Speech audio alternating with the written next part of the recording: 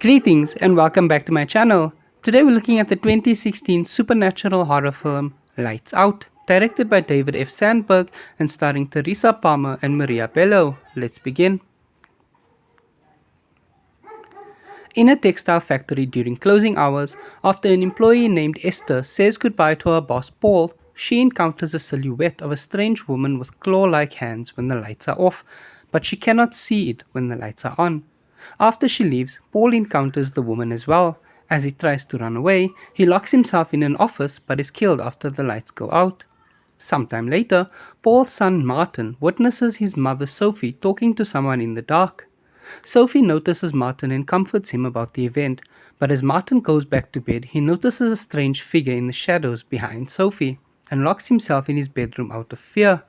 Shortly thereafter, Martin begins to have trouble staying awake at school. The nurse is unable to get in touch with Sophie to inform her of this, so Paul's stepdaughter, Martin's older half-sibling Rebecca, is called into the school nurse's office instead.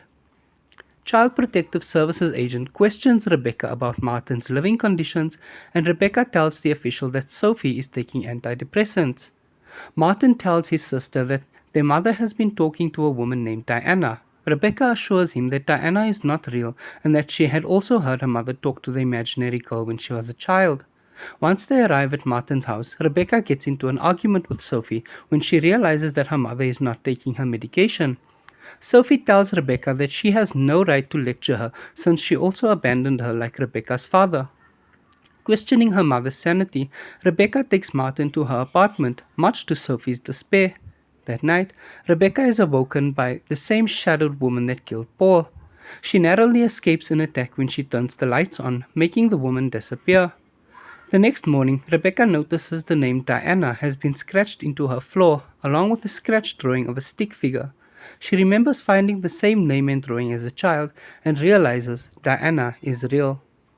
Rebecca finds a box of medical records and research in Paul's office.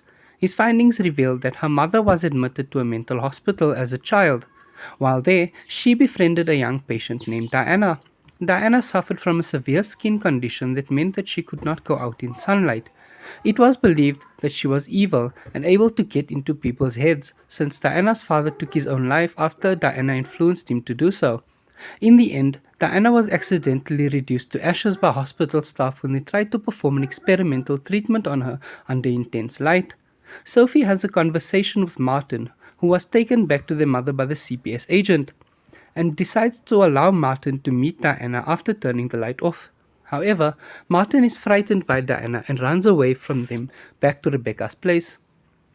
Rebecca, her boyfriend Brett, and Martin stage an intervention with Sophie about how their mother is letting Diana haunt them. Sophie becomes irate, but secretly asks Rebecca for help as Diana will not let Sophie go. The group stays the night at Sophie's, intending to get her help in the morning.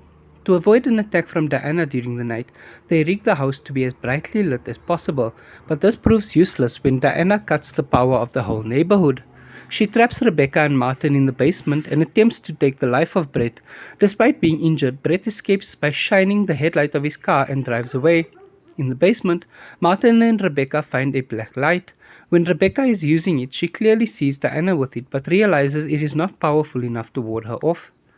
Brett returns with 2 police officers. When the officers free Martin and Rebecca from the basement, they also see the shadow of Diana and try to go after her, but she kills them. Rebecca and Martin go out, but Martin insists on getting their mom out as well. Rebecca goes back alone for her mother. As she climbs the stairs, Diana tells Rebecca that she killed Rebecca's father years ago because, like Paul, he's been trying to help Sophie recover from her trauma. She then injures Rebecca for trying to do the same, but as Diana prepares to kill her, Sophie appears with a gun from one of the dead officers and shoots at Diana, but Diana says that can't harm her, to which Sophie replies, "I know." Sophie realized that she is the tether for Diana to exist in the real world, and takes her own life to save Rebecca and Martin. As Sophie's body falls, Diana vanishes from existence. After the long night, Brett comforts Martin and Rebecca in an ambulance outside the house. A light flickers inside the ambulance, but Brett assures them that Diana is truly gone. If you enjoyed this video, please give it a thumbs up, leave a comment down below letting me know which movie you'd like to see me do next, and what you thought about this one. Thank you so much for watching, take care, and goodbye.